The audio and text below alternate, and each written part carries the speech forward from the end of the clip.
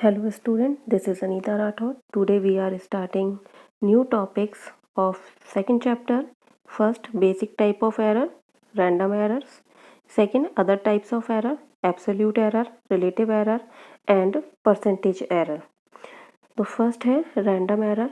Random error जैसा कि नाम से पता चल रहा है कि ये एरर रैंडमली किसी भी वजह से हो सकती है। जैसे कि एक्सपेरिमेंटल सेटअप अगर अच्छे से नहीं हुआ है तो उसकी वजह से भी हो सकती है, पर्सनल एरर भी हो सकती है, और कोई भी ऑब्जर्वर जो कि रीडिंग को ऑब्जर्व कर रहा है उसके ऑब्जर्वेशन में अगर कोई प्रॉब्लम है, उसके ऑब्जर्वेशन ढंग से नहीं हो रहे हैं, तो ये एरर हो सकती है। यानी कि हम कह सकते हैं कि रैंडम एरर का कोई भी सोर्स हम आइडेंटिफाई नहीं कर सकते, हम कोई सोर्स नहीं पता लगा सकते कि ये किसकी वजह से है। ये एक्सपेरिमेंट के थ्रू भी हो सकती है, ये ऑब्जर्वेशन में गलती की वजह से भी हो सकती है, और ये पर्सनली जो व्यक्ति है, जो पर्सन एक्सपेरिमेंट कर रहा है उसके थ्रू भी हो सकती है। इसका सोर्स नहीं पता लगाया जा सकता। The random error are those error which occur irregularly and hence random with respect to sign and size. These can arise due to random and unpredictable fluctuation in experimental condition, personal error by the observer taking readings. For example, when the same person repeats the same observation, it is very likely that he may get different readings every time. जैसे कोई भी person जब कोई experiment करता है तो वो उस एक्सपेरिमेंट में हर बार उसे कुछ नई रीडिंग मिलती है, हर बार उसकी रीडिंग सेम नहीं आती है, हर बार उसकी रीडिंग्स चेंज हो जाती है। और ये चेंजेस किसकी वजह से हो रहे हैं जिसका पता नहीं लगाया जा सकता, तो हम ये कह सकते हैं कि ये जो चेंजेस हैं ये एक रैंडम एरर्स की वजह से हैं। जैसे कि अगर आप वर्नियर कैलिपर से एक्सपेरिमेंट करते हैं, किसी लेंथ को मेज़र करते हैं, तो वर्नियर कैलिपर्स के थ्रू जब लेंथ मेज़र की जाती है तो उसमें दो स्केल होते हैं, एक मेन स्केल, एक वर्नियर स्केल। तो हर बार क्या होता है कि मेन स्केल की रीडिंग तो सेम आती है, बट वर्नियर स्केल के जो रीडिंग है वो हर बार चेंज हो जाती है। जो उसका कोइंसाइडिंग जो डिवीज़न है वो हर बार चेंज हो जाता है। तो ये जो डिवीज़न हर बार चेंज हो रहा है ये एक रैंडम एरर की वजह से होता है, तो उसको हम नहीं करेक्ट कर सकते हैं। तो इस टाइप की जो एरर्स होती हैं वो रैंडम्स एरर होती हैं। नेक्स्ट है least count error. Least count क्या होता है कि किसी भी इंस्ट्रूमेंट का जो सबसे स्मॉल उसकी जो वैल्यू है, जो स्मॉलेस्ट वैल्यू जिसको हम मेज़र कर सकते हैं उस इंस्ट्रूमेंट से, वो उसकी लीस्ट काउंट होती है। जैसे अगर हमारे पास रिस्ट वॉच है या वो कोई भी वॉच है तो हम वॉच से 1 सेकंड तक का टाइम मेज़र कर सकते हैं, 1 सेकंड से छोटा टाइम हम उससे मेज़र नहीं कर सकते। तो उसकी जो लीस्ट काउंट है वो कितनी है, 1 सेकंड। इसी तरीके से आपके पास स्केल है, स्केल से आप 1 मिलीमीटर का मेज़र कर सकते हो, तो 1 मिलीमीटर से छोटा आप मेज़र नहीं कर सकते। तो उसकी जो लीस्ट काउंट होगी स्केल की वो कितनी होगी, 1 मिलीमीटर। तो लीस्ट काउंट क्या होता है, the smallest value that can be measure by the measuring instrument is called the least count. The least count error is the error associated with the resolution of the instrument. और ये जो least count errors होती हैं वो उस instrument की resolution power से या रेजोल्यूशन से अटैच्ड है या एसोसिएटेड है। For example, a vernier calipers has the least count as 0.01 centimetre. Vernier calipers की जो लीस्ट काउंट होती है वो होती है 0.01 सेंटीमीटर, यानी कि वो हमें डेसिमल के 2 प्लेस तक की रीडिंग देता है। और इससे भी बेटर रेजोल्यूशन पावर का जो एपरेटस होता है या इंस्ट्रूमेंट होता है उसको कहते हैं स्फेरोमीटर, और स्फेरोमीटर की लीस्ट काउंट होती है 0.001 सेंटीमीटर, यानी कि ये हमें डेसिमल के 3 प्लेस तक की रीडिंग देता है। तो इन दोनों में जो मोर प्रिसाइज है वो क्या है, स्फेरोमीटर है। इसकी रेजोल्यूशन पावर बेटर है वर्नियर कैलिपर्स से। The using instrument of higher precision, improving experimental techniques etc. we can reduce the least count error. तो जितना ज़्यादा हम हायर रेजोल्यूशन पावर का इंस्ट्रूमेंट यूज़ करते हैं उतनी ही लीस्ट काउंट एरर होने के चांसेस जो होते हैं वो क्या होते हैं, कम होते हैं। और दूसरा जो मेथड होता है लीस्ट काउंट एरर को या किसी भी एरर को रिमूव करने का, वो होता है कि अगर हम एक ही एक्सपेरिमेंट में जो रीडिंग्स हैं उनको हम कई बार लें, उस एक्सपेरिमेंट को हम बार बार रिपीट करें तो हर बार एक नई रीडिंग आती है। और इन सारी रीडिंग्स का अगर हम मीन निकाल लेते हैं तो हमारी जो मीन वैल्यू आती है वो हमारी ट्रू वैल्यू के काफ़ी करीब होती है, काफ़ी क्लोज होती है। तो इस तरीके से हम अपने एक्सपेरिमेंट में एरर्स को क्या कर सकते हैं, मिनिमाइज़ कर सकते हैं। नेक्स्ट है absolute error, relative error and percentage error. Absolute error क्या होता है?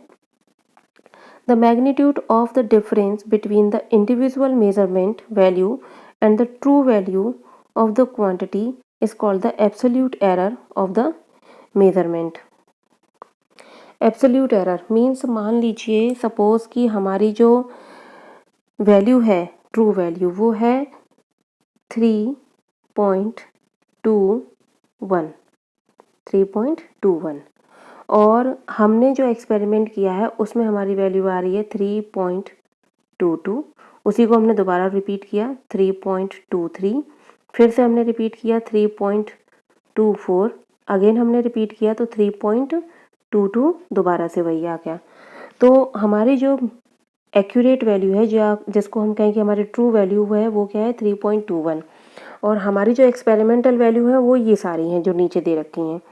तो हम इसका, इन दोनों का जब हम डिफरेंस निकालते हैं, यानी कि the magnitude of the difference between the individual measurement, ये है इंडिविजुअल मेजरमेंट और ये है ट्रू वैल्यू, तो इन दोनों का जो डिफरेंस निकालेंगे उसको हम कहेंगे एब्सोल्यूट एरर।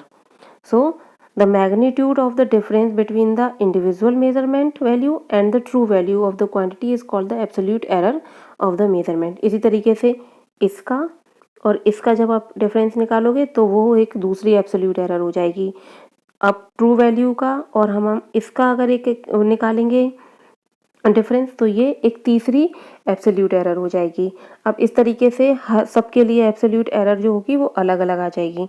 तो इन एब्सोल्यूट एरर को लास्ट में हम क्या करते हैं, ट्रू वैल्यू फाइंड आउट करने के लिए इन सारी एब्सोल्यूट एरर का हम मीन निकाल देते हैं। तो जैसे कि हमारी जो वैल्यू आती है, यानी कि मीन एब्सोल्यूट वैल्यू जो आती है, वो हमारी ट्रू वैल्यू के काफ़ी करीब होती है, और इसे हम डिनोट करते हैं डेल्टा ए से। In the absence of any other method of knowing true value we consider arithmetic mean. यहाँ पर वही बात कही गई है कि ट्रू वैल्यू फाइंड आउट करने का कोई भी एक तरीका अभी तक नहीं पता है कि किस तरीके से ट्रू वैल्यू को फाइंड आउट किया जाएगा।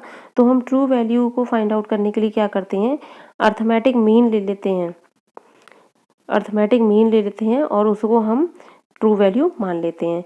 यहाँ पर आप देखिए एब्सोल्यूट एरर दे रखी है। फर्स्ट जो एक्सपेरिमेंटल वैल्यू है A1, उसमें से मीन को, यानी कि जो ट्रू वैल्यू है उसको सब्ट्रैक्ट किया गया है। सेकंड जो आपकी एक्सपेरिमेंटल वैल्यू है उसमें से सब्ट्रैक्ट किया गया, तो ये जो आ गया ये आपका फर्स्ट एब्सोल्यूट एरर है, ये सेकंड एब्सोल्यूट एरर है। इसी तरीके से जितनी बार हमने एक्सपेरिमेंटल वैल्यू निकाली है सबका हम निकाल लेंगे एब्सोल्यूट एरर।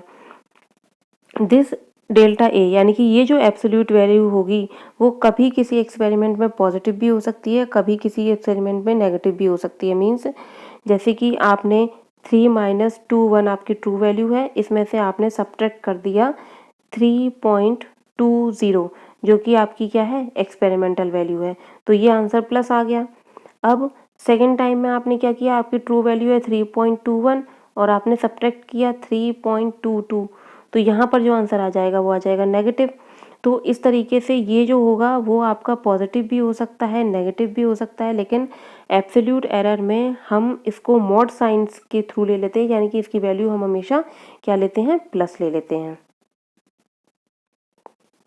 नेक्स्ट है the arithmetic mean of all the absolute error is taken as the final और द मीन एब्सोल्यूट एरर। ये यहाँ पर वही बात की गई है जो मैंने आपको लास्ट में बताई थी कि हम सारे जो हमारे पास सारी एब्सोल्यूट एरर्स आई हैं, यानी कि फर्स्ट एक्सपेरिमेंटल वैल्यू के लिए आपकी एब्सोल्यूट एरर आ गई है डेल्टा A1, सेकंड के लिए आ गई है डेल्टा A2, थर्ड के लिए आ गई है डेल्टा A3, इस डायरेक्ट फोर्थ के लिए आ गई है डेल्टा A4। तो इन सबको आप क्या करेंगे, इन सबको प्लस कर देंगे और डिवाइड बाई 4 कर देंगे। तो जब आप ये इसका मीन निकालेंगे तो वो जो मीन होगा वो होगा मीन एब्सोल्यूट एरर, जिसको कि हम अपनी ट्रू वैल्यू के बहुत करीब या बहुत क्लोज हम पाते हैं, तो उसको हम बोल देते हैं कि ये हमारी जो वैल्यू आएगी इसी को हम ट्रू वैल्यू मान लेते हैं। If we do a single measurement, अगर हम सिर्फ एक बार एक्सपेरिमेंट करते हैं तो उसके लिए हम ये फॉर्मूला अप्लाई करेंगे, ए mean plus minus delta A mean. तो यहाँ पर जो मेज़रमेंट होगा उस फिज़िकल क्वांटिटी का, वो मेज़रमेंट इस रेंज में लाई करेगा, या ये उस मेजरमेंट की ये रेंज होगी, यानी कि delta A mean plus delta A mean and A mean minus delta A mean. यानी कि अगर हम सिर्फ एक बार मेज़रमेंट करते हैं तो उस फिज़िकल क्वांटिटी की जो मेज़रमेंट होगी उसकी रेंज ये होगी। नेक्स्ट है रिलेटिव एरर। रिलेटिव एरर क्या होता है? मीन एब्सोल्यूट एरर और ट्रू वैल्यू, इन दोनों का रेशो होता है रिलेटिव एरर। रिलेटिव एरर यानी कि हमने उसमें जो हमारी मीन एब्सोल्यूट एरर है और जो ट्रू वैल्यू है उसमें हमने क्या किया है, हमने उसमें एक रिलेशन बना दिया है। So the relative error is the ratio of the mean absolute error. Mean absolute error कौन सी? जो आपकी सारी एब्सोल्यूट एरर का जो मीन है उसी को हम बोलते हैं मीन एब्सोल्यूट एरर। तो mean absolute error upon true value, जो हमारी एक्चुअल उसकी वैल्यू थी, जो भी हम मेजरमेंट कर रहे थे उसकी जो एक्चुअल वैल्यू थी वही ट्रू वैल्यू। तो रिलेटिव एरर हो गया delta A mean upon A mean. अब नेक्स्ट है परसेंटेज एरर। परसेंटेज एरर में हमने इसी फॉर्मूले का परसेंटेज निकाल दिया है। यहाँ पर ये जो फॉर्मूला है इसको हमने 100 का परसेंटेज निकाल दिया, तो उसके बाद ये फॉर्मूला आ गया, percentage error equals to mean absolute error upon true value और अर्थमेटिक मीन इनटू 100। तो ये हमारा हो गया परसेंटेज एरर। तो इस परसेंटेज एरर को निकालने के बाद हमें ये पता चल जाता है कि हमने जो एक्सपेरिमेंट किया है उस एक्सपेरिमेंट में हमने कितने परसेंटेज एरर की है, हमारी जो एरर है वो कितने परसेंटेज है। Thank you.